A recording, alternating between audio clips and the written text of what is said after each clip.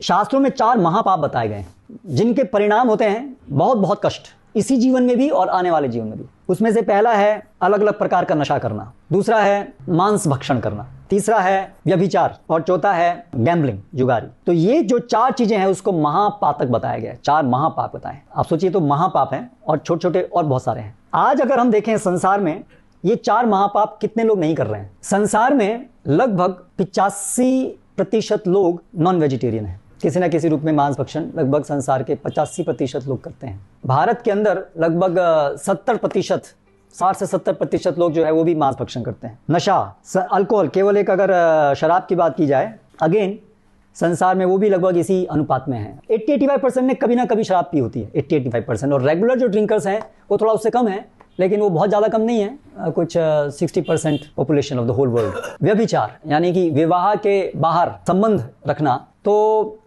पूरे विश्व में, विशेष रूप से विश्व में इसमें अलग अलग काफ़ी वेरिएशन है देशों में। जो प्रगत, जिसको हम प्रगत बोलते हैं, एडवांस्ड कंट्रीज, डेवलप्ड कंट्रीज, उसके अंदर 95% लोग जो हैं वो विवाह के बाहर संबंध रखते हैं, 95%।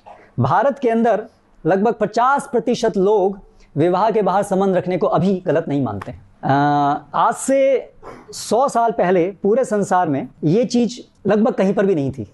आज 100 साल के अंदर ये इतना बड़ा परिवर्तन आया है कि आज वेस्टर्न कंट्रीज़ के अंदर 0 से 95% के अंदर हम चले गए हैं। भारत के अंदर भी 50-60% इस स्तर पे हम लोग आ गए हैं। जुआ तो उसकी तो बात ही क्या गए, बहुत रैम्पेंट है अलग अलग रूप में। सो आप देखिए कि आज संसार का एक बहुत बड़ा भाग 70-80%, और कुछ लोग एक प्रकार का पाप करते हैं, कुछ लोग दूसरे प्रकार करते हैं। तो ऐसा देखा जाए तो लगभग 99% लोग जो हैं किसी ना किसी, इन चारों में से किसी ना किसी प्रकार का पाप तो कर ही रहे हैं।